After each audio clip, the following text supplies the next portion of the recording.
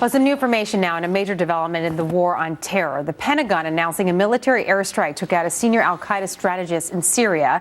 He was a member of the so-called Khorasan group, which you've heard about, which our national intelligence director once said posed as big of a threat to the homeland as ISIS. Joining us now, Tom Joscelyn, senior fellow at the Foundation for Defense of Democracies and senior editor of the Long War Journal, which we encourage everybody to read. Tom, great to talk to you about this topic because you've been talking about al-Qaeda in Syria and not taking our eye off al-Qaeda when the focus has been on ISIS. Let's take this step by step. How big of a deal is it that this guy is dead? Well, I think this guy was a big deal within al-Qaeda's ranks. He was somebody who was groomed for a leadership position within al-Qaeda. He's a third cousin, or was a third cousin of Osama bin Laden, so this is somebody who they trusted with these familial ties to the bin Laden clan.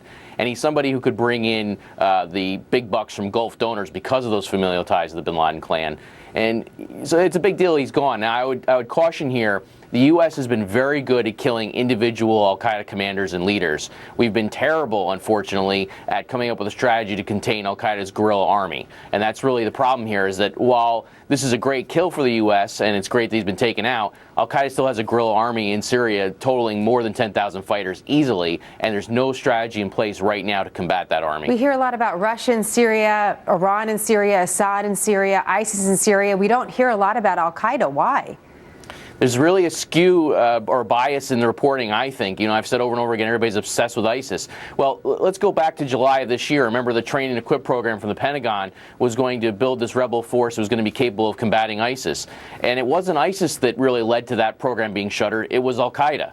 On a couple of occasions now, beginning in July, the U.S. sent ground forces, rebel forces, into Syria. They were immediately detained, kidnapped, killed, harassed by al-Qaeda, not ISIS. And the same thing happened in September, where the U.S. sent rebel forces into Syria, and they were immediately harassed by al-Qaeda, and they actually end up giving up part of their U.S. taxpayer-funded equipment and ammunition to al-Qaeda.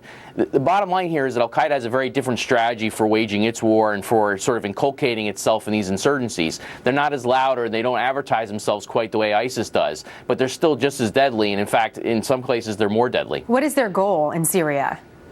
It's the same goal ISIS has, only they have a very different way of going about it. They want to build an emirate or Islamic State in Syria. They think that that's a very long-term prospect, though, and they have good reasons for that. If you look at the multi-sided conflict in Syria right now, you know, they would say to ISIS, in fact, they've said to ISIS, you know, you're not going to get away with building an Islamic State that's going to stay in the long term, given all the people who are coming after you, all the nations that you have to fight to do that. So let's have a longer-term strategy for doing it. That's what al-Qaeda is doing right now, not just in Syria, but in multiple places around the globe. And what's interesting is one of the things that you point out is that there is a connection between this Khorasan group, this group of elite al-Qaeda members, as it's been described, although, as you point out, al-Qaeda is al-Qaeda is al-Qaeda. Right. Apparently, they were in Iran before going into Syria. What's the connection there, especially in light of this nuclear deal?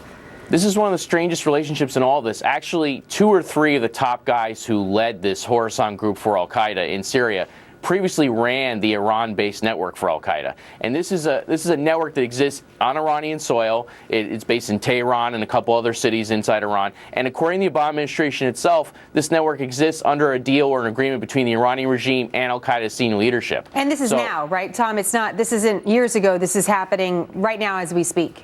In fact, just last year, the Treasury and State Departments once again came out and said that some of the top guys in this network are out inside Iran and are leading this network. So this is, as far as we know, existing right now. Going back to July 2011, the Obama administration has repeatedly said that this network exists and that it exists under an agreement between the Iranian regime and al-Qaeda. Interesting. You got to keep that in mind as we're going through all of this, where the support is coming from for some of these terror groups. Just quickly here, Tom, what is our strategy as you see it to continue to confront al-Qaeda? Is it purely the drone program and taking out these top leaders, and how effective is that?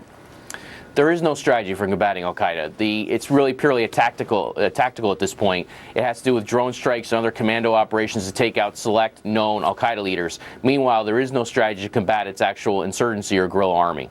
Interesting. You know, it's something for us to all think about. If someone's boss is taken off a company, does the company collapse? Usually it doesn't. Someone else just steps up. So it's an interesting, you know, it's interesting questions to raise.